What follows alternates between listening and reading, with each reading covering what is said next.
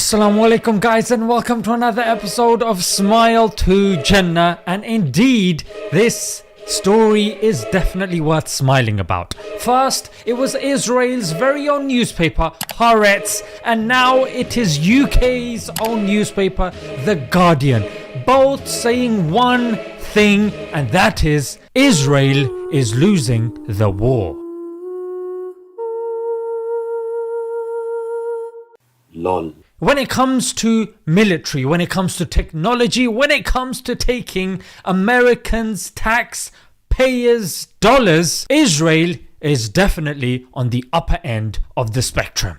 In fact, when it comes to even other countries needing military equipment and expertise, they refer to Israel. But it seems that Israel has bitten off more than it can chew, because if you push somebody into the corner and you are pressing them and you carry on battering them using something called, and search this up, it's called the Dahiyya doctrine, which is when they batter Palestine, they don't just do it proportionately, they deliberately do it disproportionately, so they are not in a fit state to respond back. In other words, it's a clear war crime. This is not allowed. You're not allowed to do this. But these are the only guys who not only do it, but they have the military prowess to try and spin it. But in every facet that we're seeing, Israel is getting smashed. Now, according to this article, the author gives a few points that you guys have probably heard of. In case you haven't, again, it's in this Guardian article, and we're going to just bullet point these, and you guys can check these in detail in your own time. So number one, it's of course the people that have died, and of course the disabled and the injured are numbering in their thousands. Yeah, as you can see, this is again is an Israeli newspaper, and they are saying the hospitals are struggling and overflowing with injured, disabled people, and it's clearly being underreported by the Israeli officials because frankly it looks bad. Yeah, it looks terrible, because they are also fighting a war within. Netanyahu is struggling a great deal,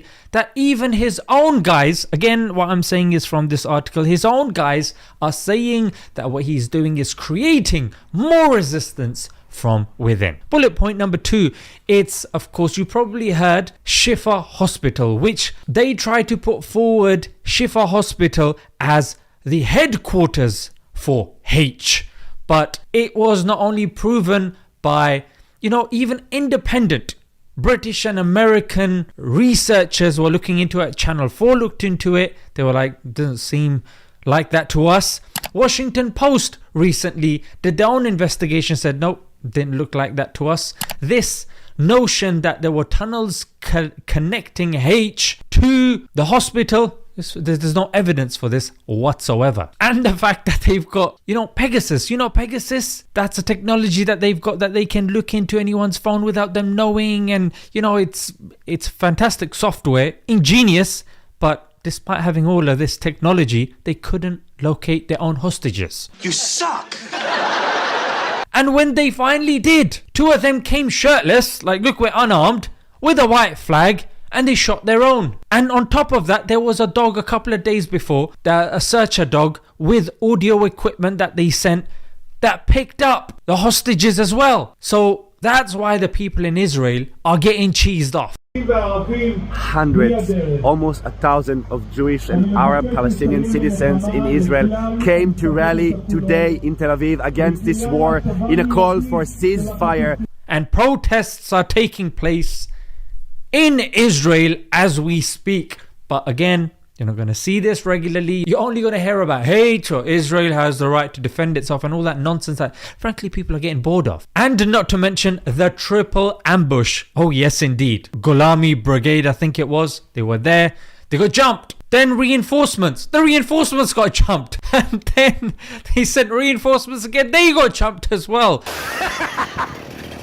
Now that's a lot of damage! A triple ambush in which they lost at least 10, a colonel, and 3 majors. Mate, that is a major loss. And you've got UK and US who are the blind allies of Israel. Even these guys are struggling to defend the Dahiyya doctrine. Yeah, because it's just getting too much.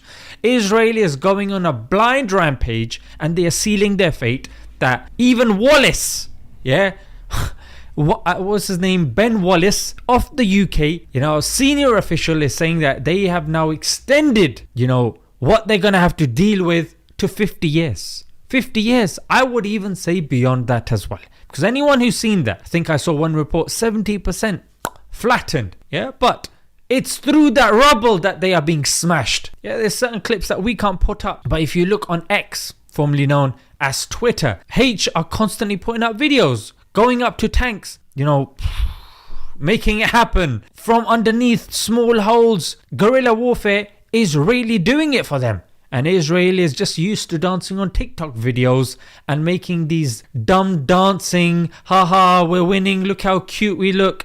Mate, you're getting smashed. You guys are getting smashed. That's what it is.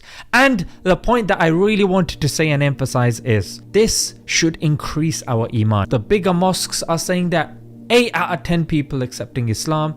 It is because of the resolve that they are seeing from the people in Palestine. And on top of that, the most integral lesson is that nothing happens without the permission and will of Allah. If Allah is with you, but the whole world is against you, you will succeed.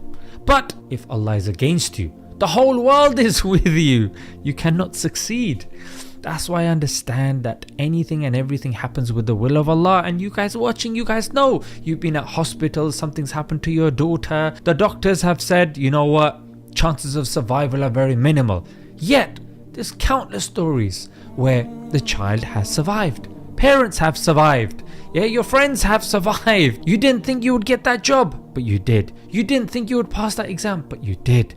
So, look, yes, there are means, but we do not rely and depend upon those means. Yeah, do your best, Allah will do the rest. Allah is a significant part of our action. So guys, whatever problems and hardships we are going through, understand and realize that it is not us that are the doers, because we have become deluded.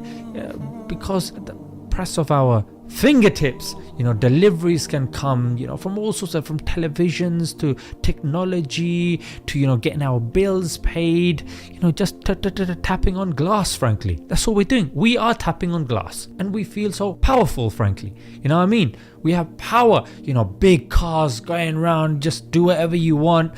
Whenever you want, go to another country, whenever you want, watch anything, a movie, music or whatnot, read any book.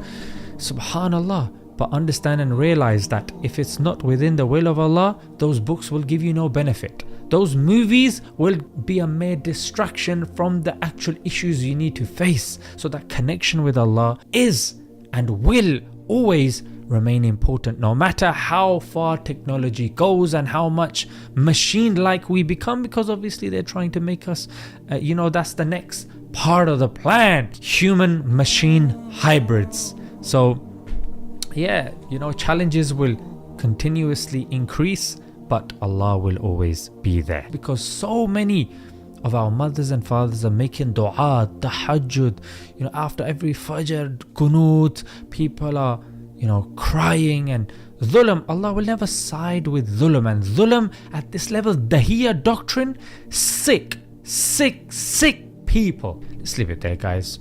Till next time. Assalamu alaikum.